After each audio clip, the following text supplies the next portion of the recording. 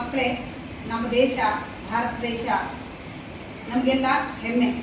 ನಮ್ಮ ದೇಶ ಅಂದರೆ ನಮ್ಗೆ ಹೆಮ್ಮೆ. ನಮ್ಮ ದೇಶವನ್ನು ಗಡಿಯಲ್ಲಿ ಕಾಯ್ತಾ ಇರುವಂತಹ ಯೋಧರು, ಅದಕ್ಕಿಂತ ಹೆಚ್ಚಾಗಿ ದೇವರು ಒಳೆ ಅಂತ ಹೇಳ್ಬೋದು ನಾವು ಯೋಧರಿಗೆ. ಅವರು ನಮ್ಮನ್ನೆಲ್ಲ ರಕ್ಷಣೆ ಮಾಡಿ ನಿದ್ದೆ, ಊಟ, ಮನೆ ಎಲ್ಲವನ್ನ ತೊರೆದು ಅಷ್ಟು ದೂರ ಹೋಗಿ ನಮಗೋಸ್ಕರ ಅವರು ಕೆಲವರು ಬಲಿದಾನವನ್ನು ಕೊಟ್ಟಿದ್ದಾರೆ. ಈ ರೀತಿಯಾದ ಯೋಧರನ್ನು ನಾವು ಇವತ್ತು ಕಾರ್ಗಿಲ್ ವಿಜಯೋತ್ಸವದ ದಿನದ ಅಂಗವಾಗಿ ನಾಳೆ ರಜೆ ಇರೋದ್ರಿಂದ ಇವತ್ತು ಮಾಡ್ತಾ ಇದ್ದೇವೆ. ಅವರಿಗೆ ನಾವಿವತ್ತು ನಮನವನ್ನು ಸಲ್ಲಿಸಲಿಕ್ಕೆ ನಮ್ಮ ಶಾಲೆಯಲ್ಲಿ ಒಂದು ಚಿಕ್ಕ ಕಾರ್ಯಕ್ರಮವನ್ನು ಇಟ್ಕೊಂಡಿದ್ದೇವೆ. ಅದಕ್ಕಾಗಿ ಇವತ್ತು ಯೋಧರಿಗೆ ಒಂದು ನಮನವನ್ನು ಸಲ್ಲಿಸೋಣ ಅನ್ನುವ ಒಂದು ದೃಷ್ಟಿಯಿಂದ ಇವತ್ತು ನಾವು ನಮ್ಮ ಇದೇ ಶಾಲೆಯ ಹಳೆಯ ವಿದ್ಯಾರ್ಥಿಯಾದಂತಹ ಶ್ರೀ ರಾಜೇಶ್ ನಾಯ್ಕರವರು ನಮ್ಮ ಜೊತೆ ಇದ್ದಾರೆ. ಅವರು ಕಾರ್ಗಿಲ್ ಯುದ್ಧದಲ್ಲಿ ಭಾಗವಹಿಸಿದರು. ಹಾಗೆ ಇನ್ನೊಬ್ಬ ಯೋಧರಾದಂತಹ ರವಿ ನಾಯ್ಕ ಕೂಡ ಇಲ್ಲಿ ನಮ್ಮ ಜೊತೆ ಇದ್ದಾರೆ. ಅವರಿಬ್ಬರಿಗೂ ನಮ್ಮ ಶಾಲೆಯ ಪರವಾಗಿ ನಾವು ಎಲ್ಲ ಮುದ್ದು ಮಕ್ಕಳ ಪರವಾಗಿ ಹಾರ್ದಿಕವಾಗಿ ಸ್ವಾಗತಿಸ್ತಾ ಇದ್ದೇನೆ.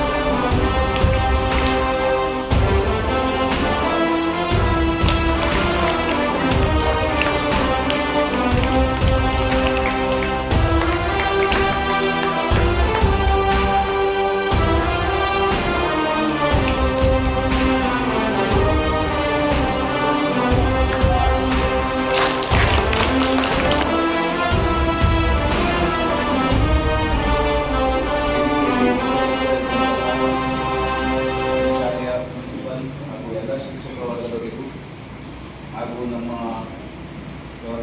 ಸಹಪಾಠಿ ಎಕ್ಸರ್ಸ್ಮೆನ್ ರವಿ ನಾಯ್ಕ ಅವರಿಗೂ ಹಾಗೂ ಇವರಿಗೆ ನಾನು ನಮಸ್ಕರಿಸುತ್ತಾ ಮತ್ತೆ ಶಾಲೆಯ ಮುದ್ದಿನ ಮಕ್ಕಳಿಗೆ ಪ್ರೀತಿ ಕೊಡ್ತಾ ನಾನೊಂದು 2 ನಿಮಿಷ ಮಾತಾಡ್ತೇನೆ.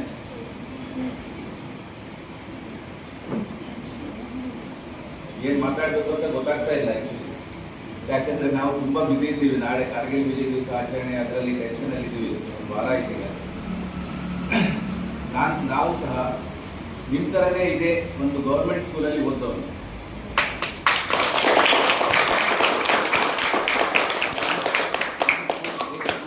ನಾನು ಸೆಂಟ್ ಥಾಮಸ್ ಸ್ಕೂಲಲ್ಲಿ NMS ಮತ್ತು ಸೆಂಟ್ ಥಾಮಸಲ್ಲಿ ಓದಿ ಮಿಲಿಟ್ರಿಗೆ ಹೋಗಿ ಆಮೇಲೆ ನಾವು ಈ ಸ್ಟೇಜಲ್ಲಿ ಬಂದಿದ್ದೀವಿ.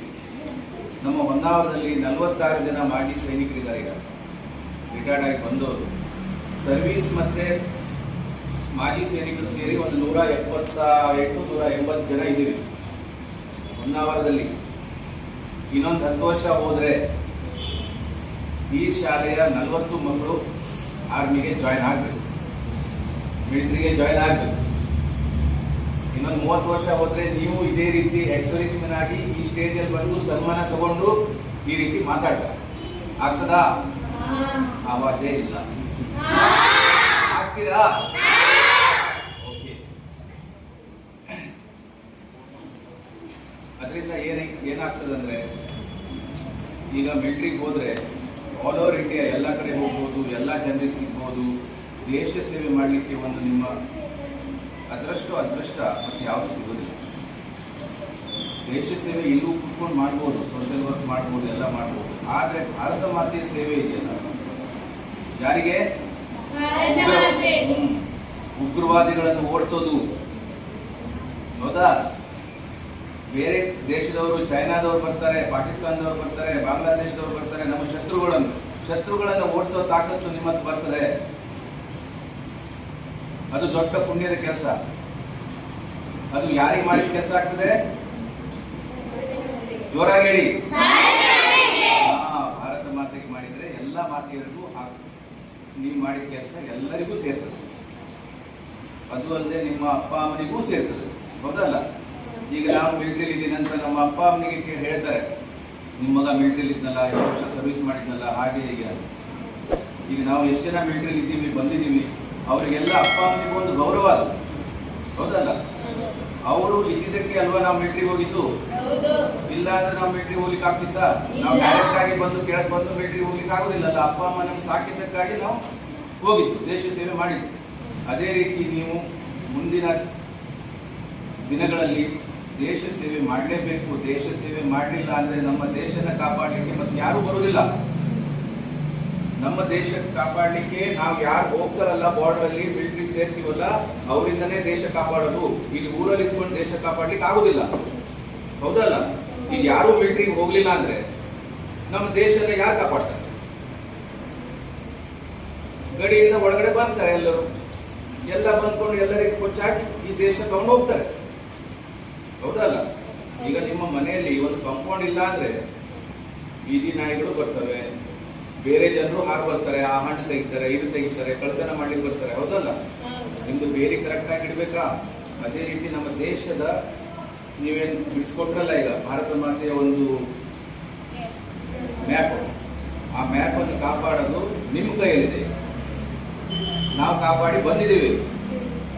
ಅದೇ ರೀತಿ ಇನ್ನು ಮುಂದಿನ ಜನರೇಷನ್ ಅಲ್ಲಿ, ಮುಂದಿನ ದಿನಗಳಲ್ಲಿ ನೀವು ಕಾಪಾಡಬೇಕು, ನಿಮ್ಮ ಅಣ್ಣ ತಮ್ಮ ಕಾಪಾಡಬೇಕು. ಕಾಪಾಡ್ತೀರಾ? ಹೋಗ್ತೀರಾ? ಮತ್ತೆ ನಿಮ್ಗೆ ಏನಾದ್ರೂ ಮುಂದೆ ಡಿಫೆನ್ಸಿಗೆ ಹೋಗ್ಬೇಕು, ಮಿಲಿಟರಿಗೆ ಹೋಗ್ಬೇಕು, ಏನಾದ್ರೂ ಗೈಡೆನ್ಸ್ ಬೇಕು ಅಂದ್ರೆ ನಮ್ಮ ಸಂಘ ಹೊನ್ನಾವರದಲ್ಲಿ ಖಾಯಮಾಗಿದೆ.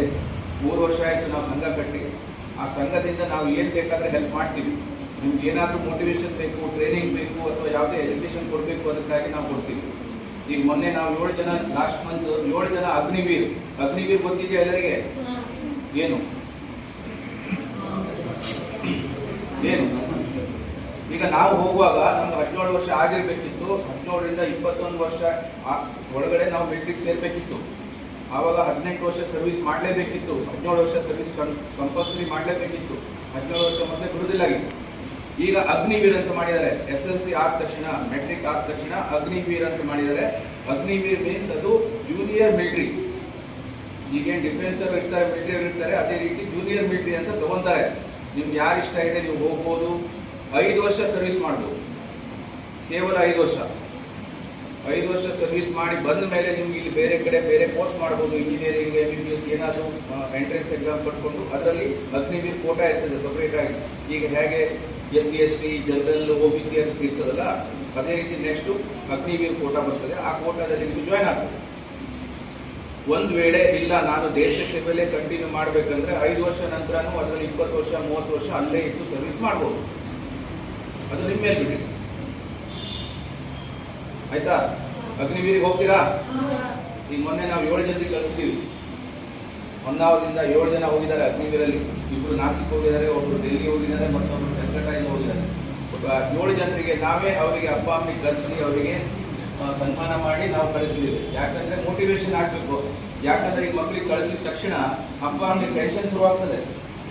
ಈಗ ನಾವು ಹೋದಾಗ ಸಹ ನಮ್ಮ ಅಪ್ಪ ಅಮ್ಮನಿಗೆ ಟೆನ್ಷನ್ ಆಗ್ತಿತ್ತು. ಈಗ ನಾವು ನಮ್ಮ ಸಂಘನೂ ಅವ್ರ ಜೊತೆ ಇದೆ ಅಂತ ಹೇಳಿದ ಮೇಲೆ ಅವ್ರಿಗೆ ಸ್ವಲ್ಪ ಧೈರ್ಯ ಬರ್ತದೆ. ಮತ್ತು ಅವ್ರಿಗೆ ಏನಾದರೂ ಪ್ರಾಬ್ಲಮ್ ಆದರೆ ಅವ್ರು ನಮ್ಗೆ ಫೋನ್ ಮಾಡ್ತಾ ಇರ್ತಾರೆ, ಇಲ್ಲ ಸರ್ ಹೆಂಗಾಯ್ತು ಹಂಗಾಯ್ತು ಅಂತ. ಆವಾಗ ಅವ್ರ ಅಪ್ಪ ಅಮ್ಮನಿಗೂ ಅವ್ರ ಫ್ಯಾಮಿಲೀಸ್ಗೆ ನಾವು ಇದ್ದೀವಂತ ನಮ್ಮ ಸಂಘ ತೋರಿಸ್ಕೊಡ್ತಾ ಇದ್ದೇವೆ. ಅದನ್ನು ಸಹ ನಾವು ಕಾರ್ಯರೂಪದಲ್ಲಿ ಮಾಡ್ತಾ ಇದ್ದೇವೆ. ಇನ್ನು ಮುಂದಿನ ದಿನಗಳಲ್ಲಿ ಈ ಸಂಘ ನಮ್ಮದು ಹೆಚ್ಚಿನ ಬೆಳವಣಿಗೆ ತೋರಿಸಿ ಸೋಷಿಯಲ್ ವರ್ಕ್ನಲ್ಲಿ ಅದರಲ್ಲೂ ನಾವು ಡಿಫೆನ್ಸಿಗೆ ಹೋಗಲಿಕ್ಕೆ ಇಚ್ಛೆ ಪಡುವವರೆಗೆ ಹೆಚ್ಚು ನಾವು ಪ್ರೋತ್ಸಾಹ ಕೊಡಬೇಕಂತ ನಮ್ಗೆ ಒಂದು ಇಚ್ಛೆ. ಅದೇ ರೀತಿ ನೀವೆಲ್ಲ ಹೋಗ್ಬೇಕು, ನಿಮ್ಮ ಜೊತೆ ನಾವಿದ್ದೀವಿ ಆಯ್ತಾ. ಮತ್ತು ಯಾವುದೇ ದೇಶದಲ್ಲಿ ಯಾವುದೇ ಮೂಲೆಗೆ ಹೋದ್ರೂ ಅಲ್ಲಿ ಯಾರಾದರೂ ನಮ್ಮ ಕೊಲೀಗ್ಸು ಇವ್ರ ಕೊಲೀಗ್ಸು ಅವ್ರ ಆಫೀಸ್ ಅವರು ಎಲ್ಲ ಇರ್ತಾರೆ, ಅವರೆಲ್ಲ ಹೆಲ್ಪ್ ಮಾಡ್ತಾರೆ. ಏನು ಹೆದರೋ ಅವಶ್ಯಕತೆ ಇಲ್ಲ ಮೊದಲಿನ ಆಯ್ತಾ. ಮತ್ತೆ ಯಾರಿಗಾದ್ರೂ ಏನಾದರೂ ಕೇಳಬೇಕಾ? ಇನ್ನು ಹೇಳಲಿಕ್ಕೆ ಹೋದ್ರೆ ತುಂಬ ಇದೆ. ನಾನು ಕಾರ್ಗಿಲ್ ಯುದ್ಧದಲ್ಲಿದ್ದೆ 99ನೇ ಇಸ್ವಿಯಲ್ಲಿ ಉರಿ ಸೆಕ್ಟರಲ್ಲಿದ್ದೆ. ಆವಾಗ ನಮ್ಮ ಸಂಘ ಎಲ್ಲ ಇರಲಿಲ್ಲ. ನಮ್ಮ ಅಪ್ಪ ಫೋನ್ ಮಾಡಿದ್ರು, ಫೋನ್ ಹೋಗುದಿಲ್ಲ ಇದ್ದಾವ, ವಾರಕ್ಕೊಂದು ದಿವಸ ಫೋನ್ ಮಾಡಿಕೊಂಡು ಯುದ್ಧ ನಡೀತಾ ಉಂಟು ಮಾರೆ, ನೀವು ವಾಪಸ್ ಬರ್ತೀವಿ, ಇಲ್ಲ ಬಂದ್ಬಿಡು, ಓಡ್ ಬಂದ್ಬಿಡು ಅಂತ ಹೇಳಿದ್ರು. ಹಂಗೆ ಹೇಳಿದ್ದಾರೆ. ಆವಾಗ ನಾನು ಹೇಳಿದೆ, ನಾ ಬರೋದಿದ್ರೆ ನಂದು ಒಂದು ಯುದ್ಧ ಮುಗಿದ ಮೇಲೆ ಬರಬೇಕು, ಇಲ್ಲ ಅಂದರೆ ನನ್ನ ಹೆಣ ಬರಬೇಕು, ನಾನಂತೂ ಬರೋದಿಲ್ಲ ಅಂತ ಹೇಳಿದ್ದೇನೆ ಅಪ್ಪ ಅಮ್ಮನಿಗೆ.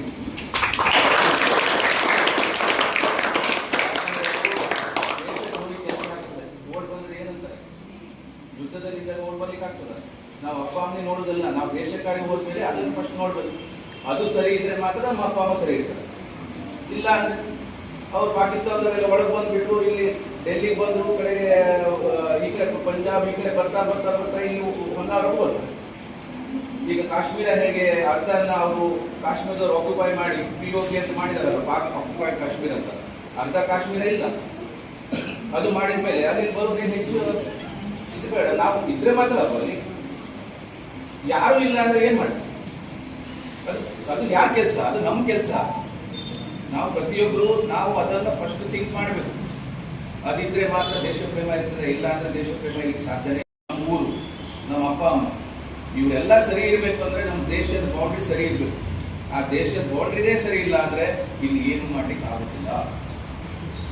ಇನ್ನು ನಮ್ಮ ಕಾಲದಲ್ಲಿ ಹೇಗೋ ನಡೀತು, ಇನ್ನು ನಿಮ್ಮ ಕಾಲದಲ್ಲಿ ಏನೇನು ಆಗ್ಬೇಕು, ಏನು ನೋಡಬೇಕೋ ಗೊತ್ತಿಲ್ಲ. ಅದೆಲ್ಲ ನಿಮ್ಮ ಕೈಯಲ್ಲಿದೆ. ಆಯ್ತಾ, ಮಾಡ್ತಿರಲ್ವಾ? ಇನ್ನೊಂದು ದಿವಸ ಬಂದು ತುಂಬಾ ಸ್ಪೀಚ್ ಕೊಡ್ತೀನಿ. ಈಗ ಟೈಮ್ ಆಗ್ತಾ ಈ ಕಾರ್ಯಕ್ರಮಕ್ಕೆ ಆಗಮಿಸಿ ತಮ್ಮ ಒಂದು ಅನುಭವವನ್ನು ನಮ್ಮ ಜೊತೆ ಹಂಚಿಕೊಂಡಂತಹ ರಾಜೇಶ್ ನಾಯ್ಕ ಅವರಿಗೆ ಹಾಗೂ ರವಿ ನಾಯ್ಕ ಅವರಿಗೆ ನಮ್ಮ ಶಿಕ್ಷಕ ವೃಂದದ ಪರವಾಗಿ ಹಾಗೂ ಮಕ್ಕಳ ಪರವಾಗಿ ಧನ್ಯವಾದಗಳನ್ನು ಅರ್ಪಿಸುತ್ತೇನೆ.